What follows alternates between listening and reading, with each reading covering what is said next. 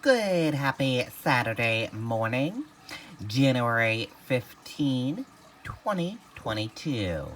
I'm Riley King. Welcome to this Saturday morning edition of the Riley King Newscast, right here on the Riley King Network. We have a lot of news to get to this Saturday morning, so let's get started right now. First up, ski areas prepare for frigid cold. Monday, snow. Let's take a listen to that video from WMUR News 9. While other dealerships' lots are empty, New Car has the used cars, trucks, and SUVs you want. This is one of the busiest weekends of the year for ski areas, and though the cold on Saturday is not ideal, staff don't think that will keep people away from getting outside. As the Arctic chill settled in Friday night, skiers pressed on under the bright lights of Pat's Peak. We're going to be out here regardless. Yeah, it's pretty good. It's a little bit cold, but ride or die. For some outdoor enthusiasts, it doesn't matter how cold it gets. Dude, it's cold. It's nice out. It's nice. It's nice out? What do you mean? You gotta ski somehow, cold or warm.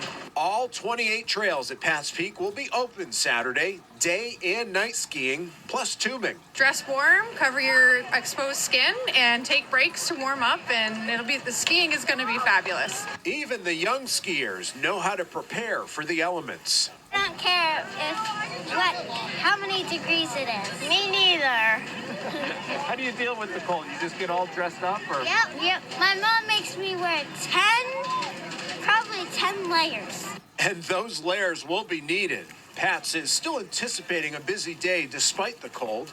This season, tickets here must be bought in advance on weekends and holidays for non-season pass holders. We are trying to keep the numbers manageable and the fact that we have enough parking for everybody. Even with the frigid air moving in, for some, the slopes is where they want to be, no matter what. No one's ever sat on a ski mountain, you know what I mean? So everyone's having a good time. The Pat's Peak is really psyched for the snow that we're expected to get on Monday. That will make for some great conditions on the mountain. In Henniker, Mike Cronin, WMUR News 9. Okay, and there you go on that video and that report. Undersea volcano erupts near Tonga, sending islanders rushing to escape waves. An undersea volcano erupted in spectacular fashion near the Pacific nation of Tonga on Saturday, sending large waves crashing across the shore and people rushing to higher ground. There was no immediately reports of injuries or exact of damage as communication with the small nation remained problematic. Video posted on social media showed large waves washing ashore in coastal areas and swirling around homes and buildings.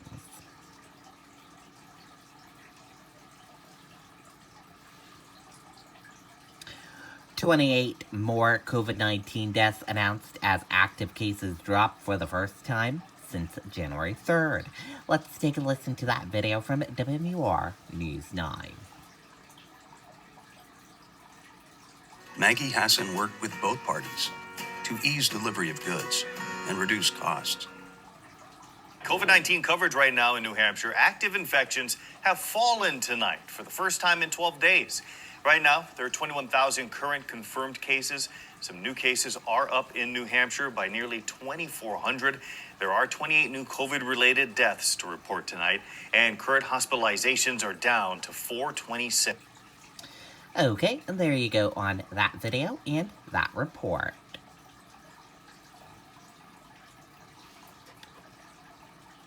Four outdoor COVID-19 testing sites closed Saturday in New Hampshire because of cold weather. Let's take a listen to that video from WMUR News 9.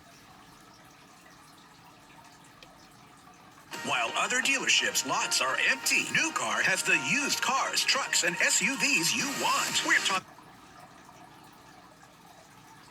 Two sisters got tested together at the state-run site in Nashua on December 31st, told to call after 72 hours if they hadn't gotten results. The people on the phone were very nice. No point getting upset with them. They did end up telling me that that's just was the norm right now, that long wait. Her sister needed results to return to work. 6 days for myself, 8 days for my sister. A student who tested at the site in Newington last week needs results to return to college out of state. He canceled his Sunday flight and is still waiting. In a statement to News 9, DHHS says that in the last 5 weeks, the demand for testing has doubled at the state-run sites. But they are working with their contractor and lab to decrease the time to 48 hours by onboarding additional staff members, and that the state is constantly exploring all opportunities to expand testing. Meantime, there are other testing options. I think it's 98% of the time over the last 2 weeks, I just checked, we are returning results within 24 hours of sampling. Convenient MD benefits from having its own lab. We have additional equipment coming, additional staff members being hired, and we are piloting currently a self-swab option for people so that we can increase the accessibility to testing.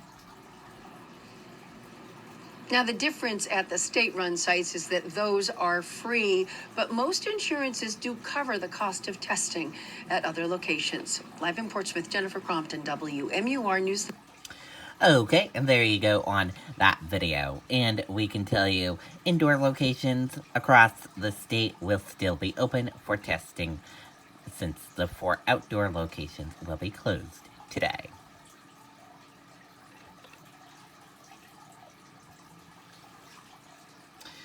New Hampshire community comes together to help search for Harmony Montgomery. Let's take a listen to that video from WMUR News 9. That's him? Yeah, that's him, Captain. Caught him in a loading dock complaining about his jaw. When we first heard of the news of this, it was, we felt bad. We felt, is there anything we can do? Paul Hansen is the co-owner of Hooksett-based Circle Sign Works, the company that developed this billboard on Elm Street in Manchester and several others in the state. The more we can get the images, what she looks like, any opportunity to get information to try to bring this little girl home safely is worth anything that we can do as small business owners to help our community. Harmony's story has captivated not just the city, but people around the state and even across the country. Private citizens and businesses have come together to do whatever they can to bring her home. I'm hoping that we find her and she's okay. MJ Chassé knows all too well what Harmony's family is going through. She's a relative of Elijah Lewis, the Merrimack boy who disappeared a few months ago and was later found dead in Massachusetts. And it's so unfortunate, I feel their hurt, their pain. On Saturday morning, MJ will host an event at City Hall for Harmony to bring awareness to her case and Elijah's. It's really important for us to continue, talking about them, saying their names, and just supporting, their families. And now a reward for information leading to the whereabouts of Harmony Montgomery was just increased today to $137,000. Anyone can send a tip by calling or texting a dedicated tip line to 603-203-6060. Reporting live in Manchester, I'm Tim Callery, WMUR News 9. Okay, and there you go on that video and that report. And we are going to switch gears now, and let's go into weather. Weather right now is -4, feels like -25. Brr, very cold out there, and it is sunny as well. And there is a weather alert. Wind chill advisory remains in effect until 1 p.m. this afternoon. Brr, brr, brr. Very cold. If you go outside, bundle up. With a full weather forecast, let's go to meteorologist Haley LaPointe with a full weather forecast. Good morning, Haley. Look at all the cars on Auto Trader. New cars, used cars, electric cars. I can buy them from home. My man. Hi, everyone. I'm meteorologist Haley LaPointe. Here's an update on your forecast. Very windy and harsh wind chills on our Saturday, a severe impact day, just simply due to how bitterly cold it will feel. Basically sub-zero all day long with the winds factored in. But at least we see sunshine. Tomorrow, a little bit of a reprieve with temperatures in the mid-20s after a frigid start. Tomorrow morning, sub-zero will go into the 20s with sun, then late day clouds. Tracking the next storm system, though, it does move through on Martin Luther King Jr. Day on Monday. If you happen to have the day off, just be prepared for some sloppy travel on the roadways, particularly in central and northern New Hampshire where we get all snow. Some mix in the southern half of the state now looking pretty likely. As far as the first threat goes, though, the dangerous wind chills, it continues through the morning hours. We have 20 to 40 below wind chills and a wind chill warning now for areas to the north and west, a wind chill advisory for wind chills 15 to 30 below across the southern half of the state. So looking at future wind chills, it gets a little bit better as we go into the afternoon. This is 4 o'clock, and notice most places wind chills either in the teens or 20s below zero. So that's the type of day where you just kind of have to stay inside, or if you do go out, just bundle up and cover all exposed skin, even your face. You can get frostbitten in a short amount of time on days like this. On Sunday morning, still bitterly cold, but the winds will relax a little bit by that time. So then it's just the cold air. Severe impact, especially this morning, due to the wind chills just being so harsh and unbearable. The actual air temperatures may not get above zero in Whitefield, Littleton today, only at zero in Berlin, about 7 in Laconia, 13 Concord, and in Manchester down through Nashua. Now switching gears to talk about the next storm system. This one likely brings in snow and wintry mix and rain. There's a winter storm watch that's been posted by the National Weather Service for areas essentially north and west of Manchester, where we likely get the wintry mix and also snow. But Manchester and points to the east and south looking like mainly a rain event with maybe a brief burst of snow initially before changing over to rain. So this is the satellite and radar now. It's quiet and clear, so we see sunshine. Here's the storm system. It actually takes a dive to the south, brings mix and snow to places like Atlanta and into the Carolinas as it meets up with some of this colder air before then kind of slingshotting toward us overnight Sunday into Monday. Here's its positioning by Sunday night, 9 p.m. It's getting into New York City. So for us, it's after midnight and a quick burst of snow for everybody between, say, midnight and 4 or 5 a.m. But then watch this rain snow line here. It starts to move northward, even in places like Keene. I think you may lose out on some of the snow because of the wintry mix and the warmer air aloft that starts to change over the snow to this wintry mix. 10 a.m. Monday, and from the Lakes region south, it has become rain.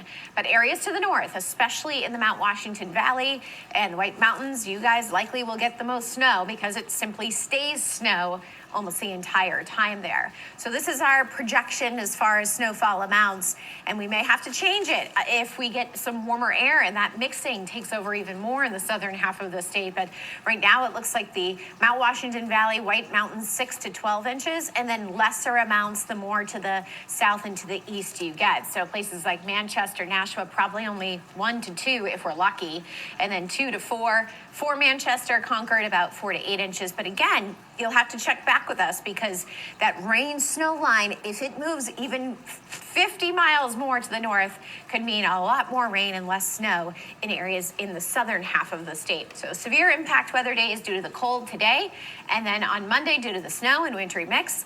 It's bitter cold again Tuesday following that system. Okay, and there you go on that weather forecast from meteorologist Haley LaPointe. Thank you for that, Haley. And that does it for this morning edition of the Riley King Newscast right here on the Riley King Network. Thank you for tuning in and watching. Have a great day, everyone. See you back here later on today for another broadcast. Goodbye.